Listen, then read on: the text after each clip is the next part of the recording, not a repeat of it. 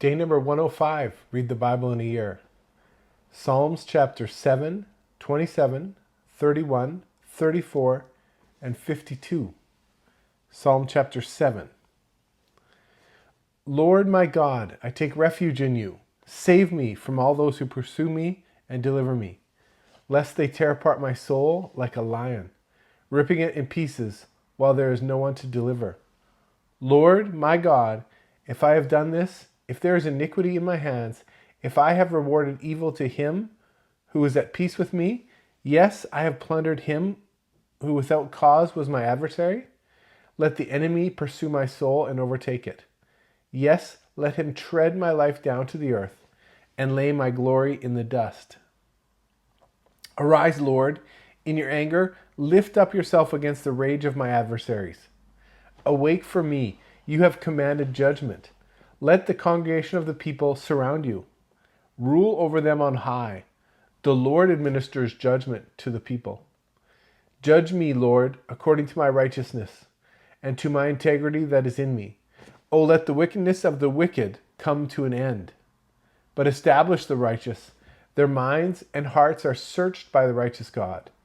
My shield is with God, who saves the upright in heart.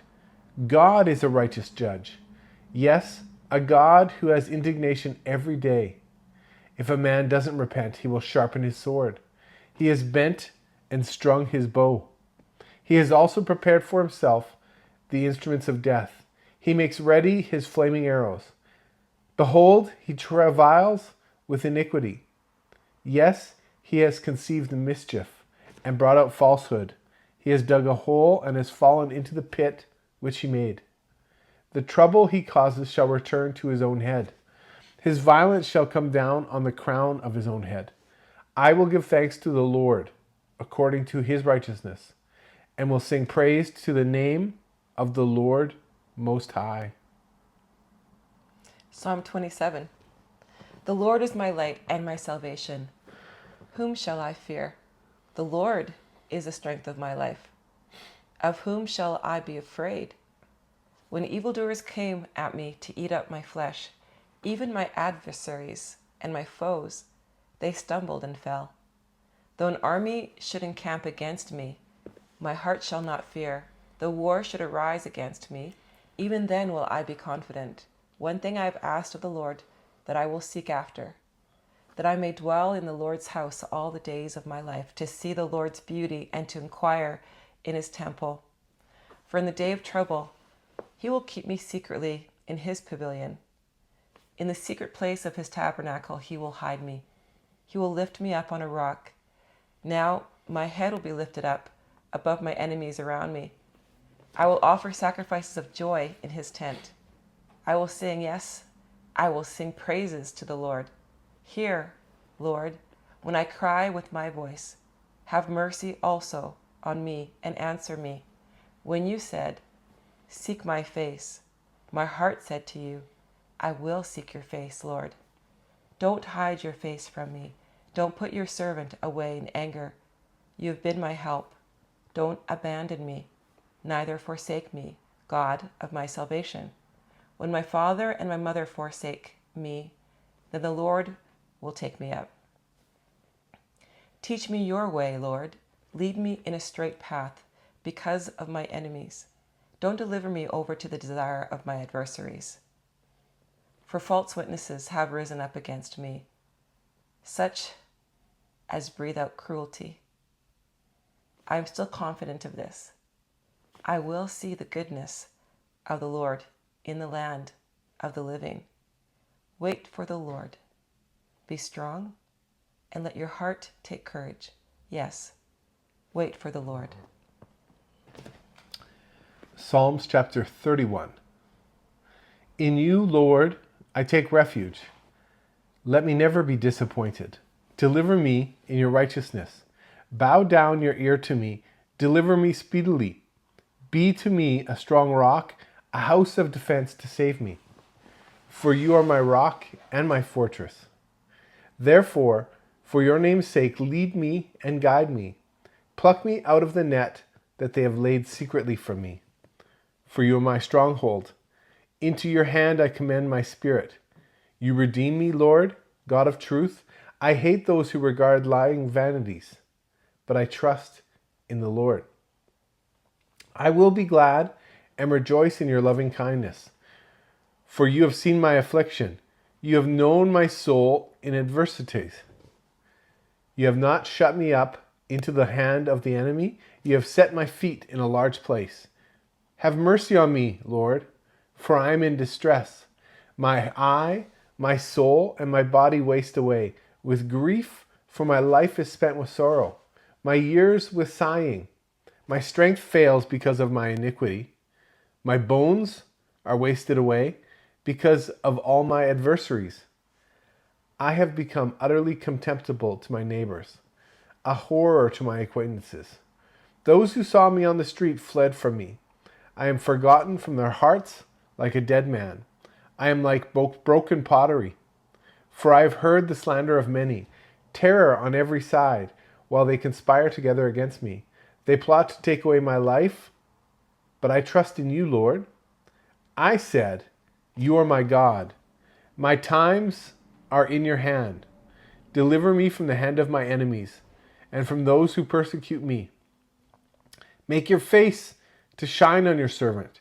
Save me in your loving kindness. Let me not be disappointed, Lord, for I have called on you. Let the wicked be disappointed. Let them be silent in Sheol.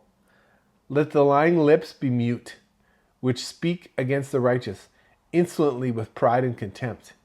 Oh, how great is your goodness, which you have laid up for those who fear you, which you have worked for those who take refuge in you. Before the sons of men, in the shelter of your presence, you will hide them from the plotting of man. You will keep them secretly in a dwelling, away from the strife of tongues. Praise be to the Lord, for he has shown me his marvelous loving kindness in a strong city. As for me, I said in my haste, I am cut off from before your eyes. Nevertheless, you heard the voice of my petitions when I cried to you. O love the Lord, all you his saints. The Lord preserves the faithful and fully recompense him who behaves arrogantly. Be strong and let your heart take courage, all you who hope in the Lord. Psalm 34. I will bless the Lord at all times. His praise will always be in my mouth. My soul shall boast in the Lord. The humble shall hear of it and be glad. Oh, magnify the Lord with me. Let's exalt his name together. I sought the Lord, and he answered me and delivered me from all my fears. They looked to him and were radiant. Their faces shall never be covered with shame. This poor man cried, and the Lord heard him and saved him out of all his troubles. The Lord's angel encamps around those who fear him and delivers them. Oh, taste and see that the Lord is good. Blessed is the man who takes refuge in him. Oh, fear the Lord, you, his saints, for there is no lack with those who fear him. The young lions do lack and suffer hunger, but those who seek the Lord shall not lack any good thing. Come, you children, listen to me. I will teach you the fear of the Lord. Who is someone who desires life and loves many days, that he may see good? Keep your tongue from evil and your lips from speaking lies. Depart from evil and do good. Seek peace and pursue it. The Lord's eyes are towards the righteous. His ears listen to their cry. The Lord's face is against those who do evil, to cut off their memory from the earth. The righteous cry, and the Lord hears, and delivers them out of all their troubles. The Lord is near to those who have a broken heart, and save those who have a crushed spirit. Many are the afflictions of the righteous, but the Lord delivers him out of them all. He protects all of his bones. Not one of them is broken. Evil shall kill the wicked. Those who hate the righteous shall be condemned. The Lord redeems the soul of his servants. None of those who take refuge in him shall be condemned. Psalms chapter 52. Why do you boast of mischief, mighty man? God's loving kindness endures continually. Your tongue plots destruction. Like a sharp razor working deceitfully, you love evil more than good, lying rather than speaking truth. You love all devouring words. You deceitful tongue, God will likewise destroy you forever. He will take you up and pluck you out of your tent and root you out of the land of the living. The righteous also will see it and fear and laugh at him, saying, Behold, this is the man who didn't make God his strength, but trusted in the abundance of his riches and strengthened himself in his wickedness. But as for me, I am like a green olive tree in God's house. I trust in God's loving kindness forever and ever. I will give you thanks forever because you have done it. I will hope in your name, for it is good, in the presence of your saints.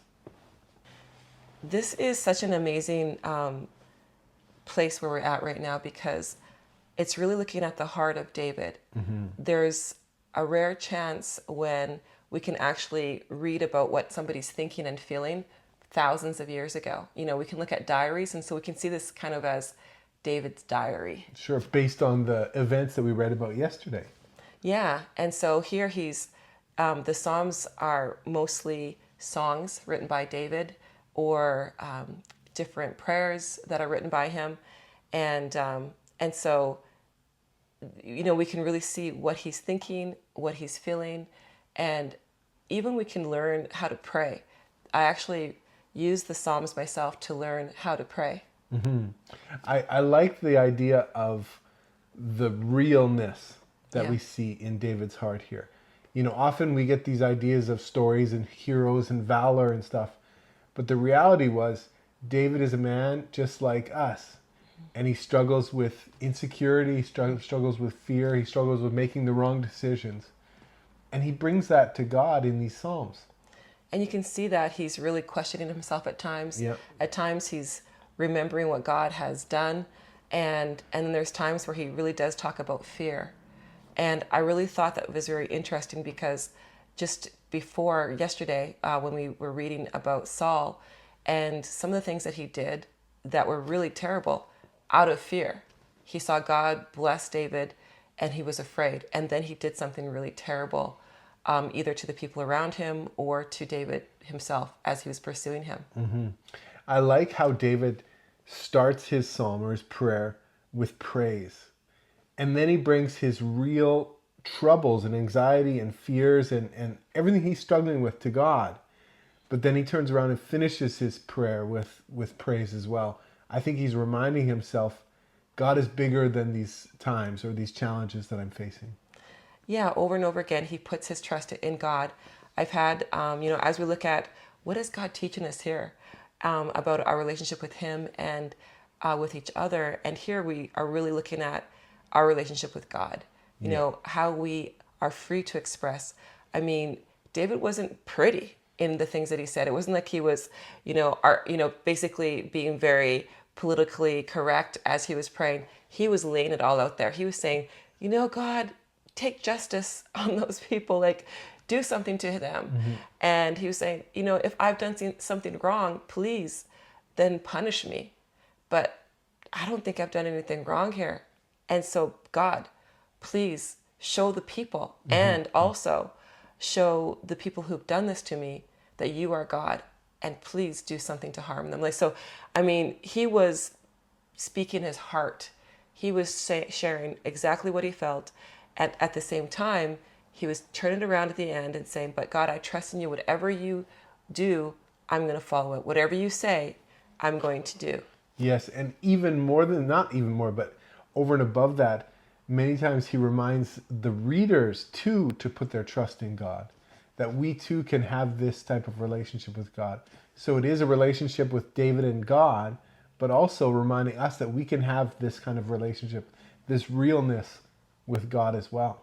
And you can see, when he was talking, when in one of the Psalms, he was really sharing about, I kind of feel guilty for, am I guilty for lying? There's a struggle in one of his Psalms. And that psalm is talking about Abimelech, the priest, and how he lied to the priest. He said, I was sent here, and in the situation, he just made up something and he lied. But that lie actually caused the death of Abimelech and his entire family and all the priests. I mean, so you kind of wonder, was he feeling guilty here? Was he second guessing himself for doing that? And then there's another time where he's really very upset with what one of the people, basically when he was at I think it was Abimelech's place, there was somebody who saw him there. Doeg. Yeah. And then Doeg told Saul, yeah, I saw David. But then he said, yeah, and David came to seek counsel. But that's not true. That wasn't true. He went to get food. And that lie caused the death of so many people. Yeah. I think it's incredible to see David's heart here, but it's a reminder for us that we can have a real relationship with God as well.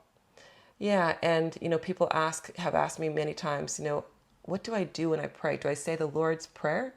Like, no, that Lord's Prayer is just, it's an outline for us to follow. It doesn't mean that we follow that exactly. We can say it's a very nice prayer.